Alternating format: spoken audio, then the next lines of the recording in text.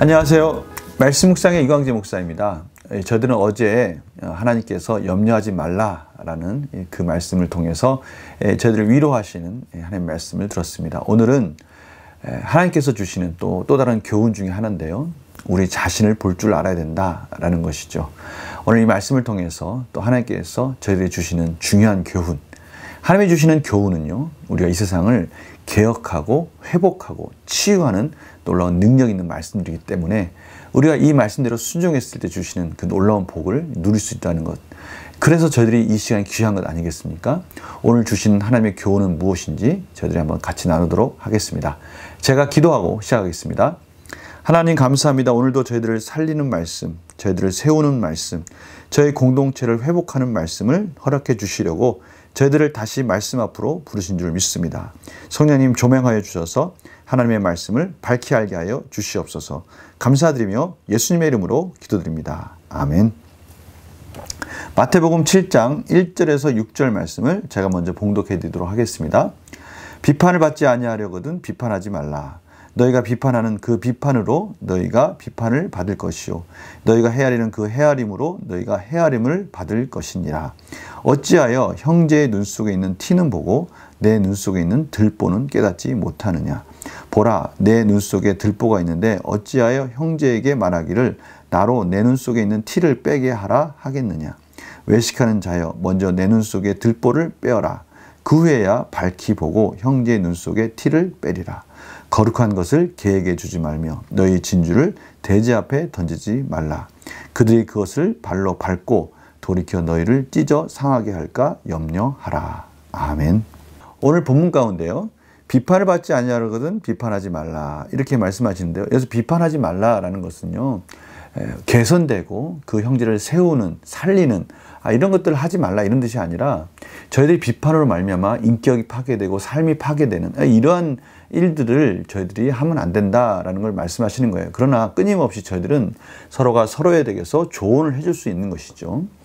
그런데 중요한 것은 이러한 부분에 있어서 저희들이 꼭 명심해야 될 것은 오늘 2절 말씀 같이 너희가 비판하는 그 비판으로 너희가 비판을 받을 것이요. 누구한테 말씀하는 것이죠? 이 비판을 받는다. 누구한테 받는 겁니까? 하나님께 비판을 그 잣대로 똑같이 받는다는 거예요. 그러니까 이것은 관계적인 사람과 사람과의 관계 이전에 또 항상 저희들이 하는 이 경건의 모습은 하나님과 우리와의 관계를 떠날 수 없다라는 것, 이것이 정말 중요한 키포인트 중에 하나입니다.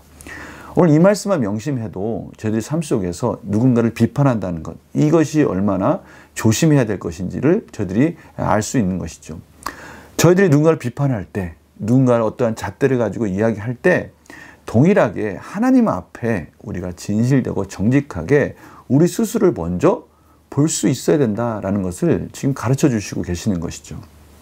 저는 이 부분을 볼 때마다 예전에 제가 누군가에게 화를 내는 장면을 제 스스로는 볼 수 없지 않습니까? 그런데 어느 순간인가 이 상대방에 있는 그 거울을 제가 보는 데가 있었어요.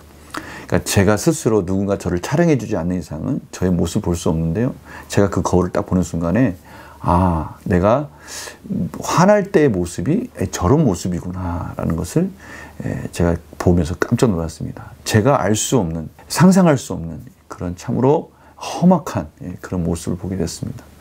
이것이 어떻게 보면 저희들 안에 있는 저희들이 깨닫지 못하는 들보라는 것이에요. 들보라는 것은 성도님들 잘 아시겠지만 건물을 받치는 큰 기둥을 말하는 겁니다.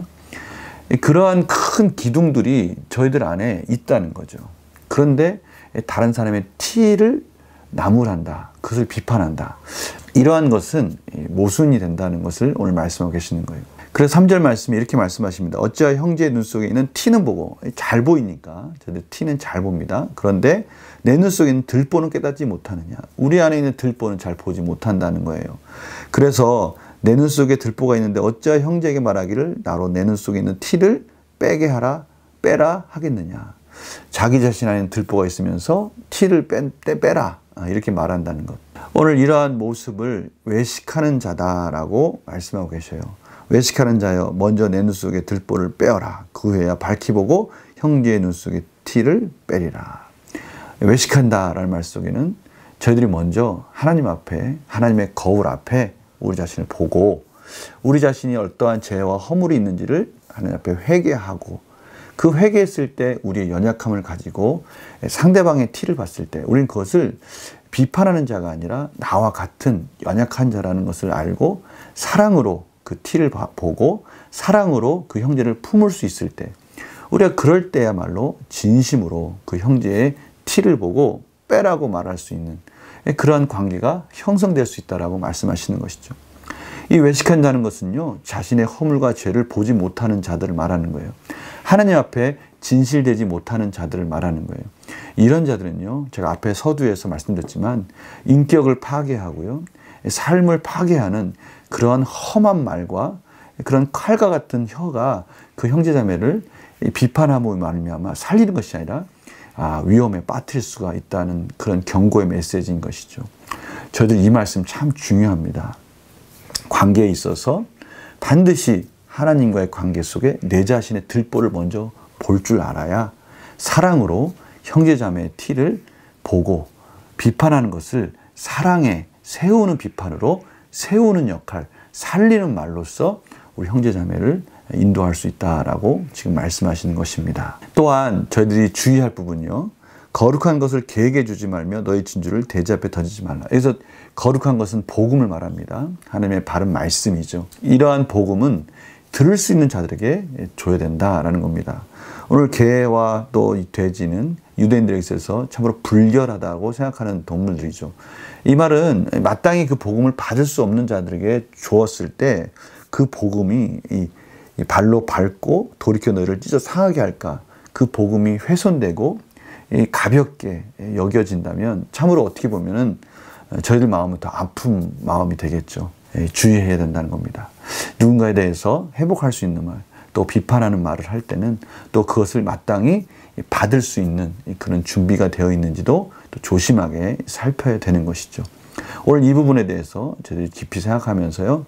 반드시 이 비판이 필요한 부분이 있지만 이 비판에 있어서 주의해야 될 부분도 염두하면서 저희들이 이러한 삶을 살아갈 때 우리의 관계는 발전할 것이고 성숙되어질 것이고 우리의 공동체는 또 놀랍게 하나님 원하시는 성숙한 공동체로 나아갈 수 있다라는 것입니다. 연구와 묵상 질문을 통해서 우리 한 단계 좀 더 깊이 고민하는 그런 시간을 가져보겠습니다. 외식한 자들은 왜 자신의 눈 속에 있는 들보보다 형제의 눈 속에 있는 티를 먼저 빼려 합니까? 첫 번째는 자기 스스로를 먼저 하나님 앞에 겸손하게 바라보는 그러한 시간을 갖지 않은 자들. 이러한 자들은 참으로 교만하게 자신이 지킨 율법에 대해서만 의롭게 생각하고 있는 자들이죠. 그러니 자신이 지킨 그 율법과 그것을 지키지 못하고 있는 형제의 그런 모습을 비교하면서 이 비판하는 잣대로 사용하는 겁니다. 다른 말로 하면 자신의 의를 드러내는 수단으로 사용할 뿐이지 그것을 통해서 형제를 살리거나 세우거나 공동체를 세우거나 하는 마음이 있는 것이 아니라 오직 자기 자신이 저 사람보다는 의롭지라고 하는 자신의 의를 드러내는 교만의 수단으로 사용하기 때문에 이런 자들은 외식하는 자들인 것입니다. 서인과 바리새인들이 바로 그러한 일들을 하지 않았습니까? 하나님이 주신 율법은요. 그것을 지킬 수 있다라는 것이 아니라 우리는 그 율법 앞에 누구도 그것을 율법을 지킬 수 있는 능력이 없다라는 것을 깨닫게 하기 위해서 주신 것입니다. 그것은 저희들 율법 앞에 겸손해야 되고요. 회개해야 되고요. 하나님께 은혜를 구하는 수단으로 주신 것인데 그 율법을 가지고 남을 정죄하는 수단으로 사용한다면 그것은 하나님이 우리에게 주신 율법의 정신과는 완전히 다른 차원의 그런 교만의 수단으로 사용한 것이니까 그것을 하나님께서는 외식하는 자라고 말씀하시는 것입니다. 겉으로는 그럴싸하게 율법을 지키는 것 같지만 그 안에는 음탕한 생각이 있다는 것이죠. 교만한 생각이 감추어져 있다는 것을 말씀하고 있는 것입니다. 그래서요, 저희들이 이 느낀 점 속에 형제 사랑을 위해 먼저 내 눈 속에는 들보를 빼야 한다는 예수님 말씀을 보면서 저희들은 먼저 하나님 앞에 겸손하게 우리 자신을, 우리 나약한 모습, 우리 연약한 모습을 내려놓을 수 있어야 우리 자신이 연약한 것 같이 우리 형제자매들이 연약하다는 것을 인정할 수 있고요. 그럴 때야 비로소 우리 형제자매를 사랑으로 품을 수 있다는 것을 말씀하고 계시는 것이죠. 저도 이러한 과정을 꼭 거쳐야 정말 살리는 비판을 할 수 있는 것입니다. 그래서 결단과 적용도 바로 그 부분이죠. 내 눈에 들보보다 형제의 티를 크게 보며 비난했던 적이 있다면 언제입니까? 외식하는 자들처럼 그저 내가 하는 의와 비교해서 당신은 그것을 왜 하지 않냐? 왜 내가 하는 것만큼 따라오지 못하느냐라고 일방적으로 그렇게 비판한 적이 있지 않느냐라고 한번 돌아보자는 것이죠. 저는 늘 이 결단과 적용에서 우리 자신을 돌아보라는 이 질문 속에 피해갈 사람은 아무도 없다고 생각합니다. 우리 자신이 그렇게 살고 있지 않습니까? 저희들 본성에는 끊임없이 내 자신이 저 사람보다 낫다라는 마음을 가지고 있지 않습니까? 그러니까 하나님의 거울을 가지고 보면 우리 모두가 다 부족하고 연약한 자임에도 불구하고 우리 순간순간 나는 저 사람보다 나라고, 또 어느 부분에 있어서는 나 저 사람보다 훨씬 낫지, 이런 부분을 가지고 저희들은 늘 이렇게 비교하는, 또 때로는 그것 때문에 열등의식을 갖고, 때로는 그것 때문에 우월감을 갖는, 이러한 것이 우리의 모습이라는 것이죠. 그러나 오늘 말씀과 같이 우리 자신이 하나님 앞에, 그 하나님의 거울 앞에 들보를 짊어지고 사는 자들이라는 것을 깨닫고, 예수 그리스도의 그 십자가상에서 우리의 들보를 지고 죽으신 그 십자가가 없었다면 우리는 아무도 하나님 앞에 설 수 없는 자라는 것을 깨닫는다면 우리 형제 자매 안에 있는 그 티를 보고 우리는 겸손하게 그들을 위해서 기도할 수밖에 없는 자라는 것을 깨닫게 될 것입니다. 그 기도하는 중에 그렇게 그 형제를 사랑하는 마음으로 우리 연약함을 알기 때문에 그 연약함을 보면서 끊임없이 기도할 때 우리는 그때서야 비로소 우리의 진정성이 그 형제에게, 그 자매에게 전달되어져서 우리가 겸손하게 조심스럽게 그 말을 했을 때 그것을 받아들이는 마음이 통할 수 있을 것입니다. 이러한 과정들을 통해서 저희들이 하나님 앞에 하나님이 기뻐하시는, 정말 하나님이 원하시는 그런 풍성한 사랑의 열매들이 맺어지는 올바른, 서로 간의 올바른 부분을 회복해주는, 치유해주는 그러한 삶이 되기를 간절히 축원합니다. 제가 기도 마치겠습니다. 하나님, 저희들은 끊임없는 부족하고 연약한 들보를 짊어지고 있는 자들입니다. 행여나 우리가 무언가 조금 낫다고 해서 우월하거나 또 조금 모자르다 해서 좌절하지 말고 늘 하나님 앞에 겸손히 은혜를 구하며 형제자매를 사랑하는 마음으로, 기도하는 마음으로 서로가 서로를 치유하고 또 세워주는 그런 아름다운 관계가 이루어질 수 있도록 도와주시옵소서. 저희들이 회복하는 공동체가 되게 하여 주시옵소서. 감사드리며 예수님의 이름으로 기도드립니다. 아멘. 오늘 본문에는요, 끊임없이 형제라는 단어가 나와 있는 것을 봐서 이 말씀은 외부에 있는 자들을 향한 것이 아니라 우리 공동체 안에서 서로가 지켜야 될 그런 교훈을 말씀하고 있다는 것 명심하시면서 우리 옆에 있는 지체들을 위해서 이 부분을 꼭 적용하면서 서로가 아름다운 공동체로 세워져 가기를 간절히 축원합니다.